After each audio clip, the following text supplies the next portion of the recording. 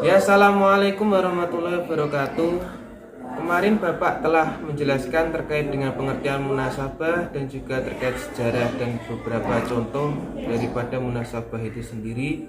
Lalu bagaimana sih caranya agar kita itu dapat mengetahui bagaimana munasabah itu ada seperti itu. Jadi kan tidak setiap ayat dalam Al-Quran itu terdapat munasabah atau keserasian susunan ayat ataupun surat dalam Al-Quran seperti itu.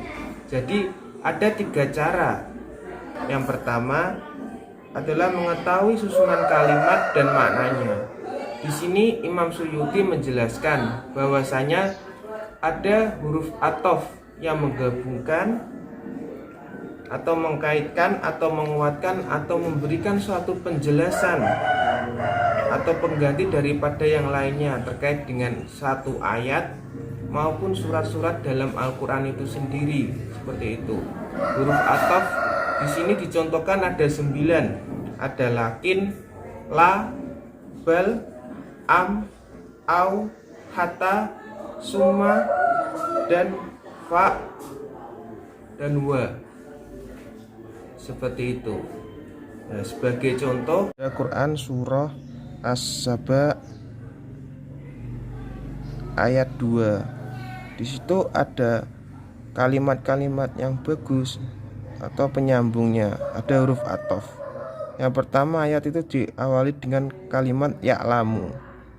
Kemudian ya'lamu itu bisa menggabungkan ma yaliju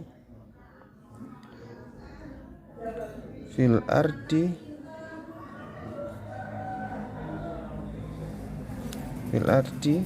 nanti ditambahi lagi wama yahruju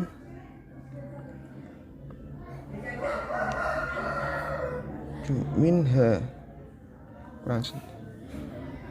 Lalu ada yang kedua wama yanzilu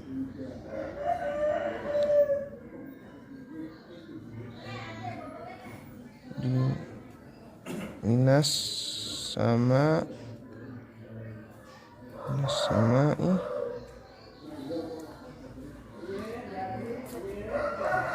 wama ya'ruju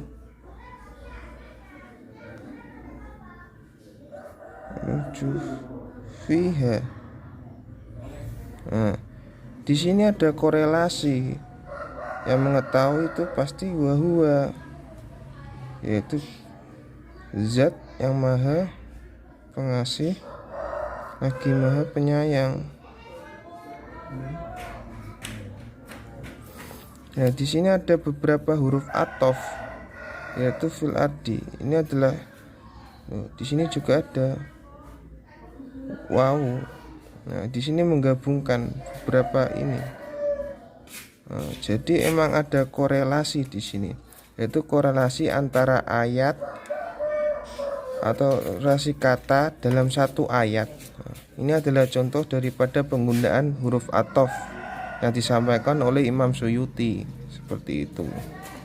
Terkait maknanya, mengetahui sesuatu yaliju yang keluar, yang masuk fil ardi di dalam bumi ini, dan sesuatu yang keluar daripada bumi ini. Jadi satu kesatuan utuh, tidak terpisahkan.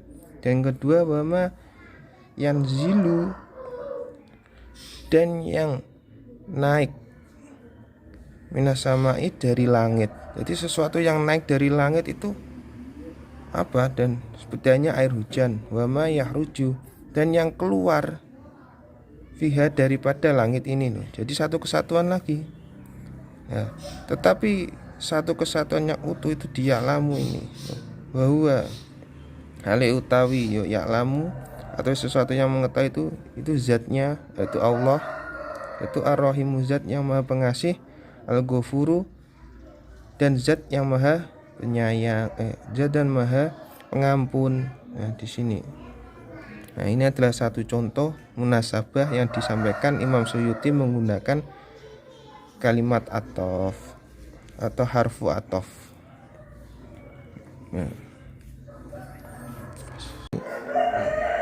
Setelah kita membahas yang pertama tadi Lalu ini ada yang kedua yaitu mengetahui maudhu atau topik yang dibicarakan.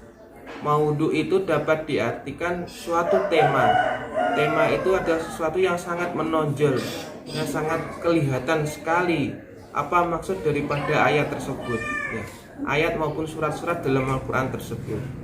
Ya. Jadi di sini tema itu saling berkesinambungan atau berhubungan satu sama lainnya, sehingga membentuk suatu korelasi atau keserasian antara ayat maupun surat-surat.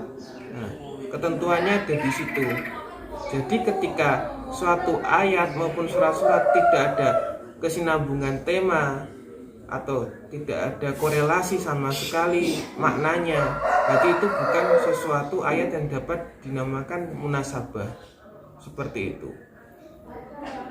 Sebagai contoh, pada Quran surah Al-Waqiah ayat 96 dan Al-Had ayat 1 yang telah kemarin Bapak share itu, yang fasabbih bismi rabbikal azim, yang pada surat Al-Waqiah, itu adalah suatu contoh daripada mengetahui maudhu atau topik yang dibicarakan. Itu munasabahnya terkait dengan akhir surat Al-Waqiah kepada awal surat Al-Had. Seperti itu. Lalu yang ketiga atau yang terakhir ada mengetahui asbabun nuzul. Jadi di dalam suatu munasabah atau suatu ayat maupun surat dalam Al-Quran yang dapat dilihat munasabahnya itu bisa dilihat melalui asbabun nuzul ayat tersebut. Jadi apakah ada kesamaan ayat maupun surah dalam Al-Quran itu terkait dengan waktu turunnya atau konteks daripada ayat itu turun, seperti itu. Jadi bisa dilihat latar belakang daripada ayat maupun surah-surah dalam Al-Quran itu, latar turunnya, sehingga hal ini dapat berkontribusi untuk menemukan apa itu munasabah. Sebagai contoh, bagaimana terkait dengan kisah-kisah yang ada di dalam Al-Quran, itu kan saling keterikat satu sama lain pada suatu ayat. Nah, disitulah maknanya. Mungkin juga bisa terkait dengan surah Al-Fatihah yang dapat merangkum keseluruhan daripada Al-Quran itu sendiri.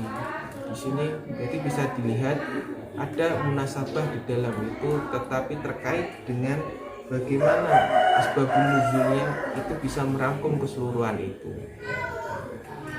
Lalu di sini yang harus digarisbawahi bahwa antara poin 1, poin 2 dan poin 3 terkait dengan bagaimana cara mengetahui asbabun nuzul, yaitu terkait mengetahui susunan kalimat dan maknanya, mengetahui maudhu atau tema yang menonjol atau topik yang dibicarakan, dan juga mengetahui asbabun nuzul, itu adalah satu kesatuan yang tidak dapat dipisahkan antara satu dengan yang lainnya.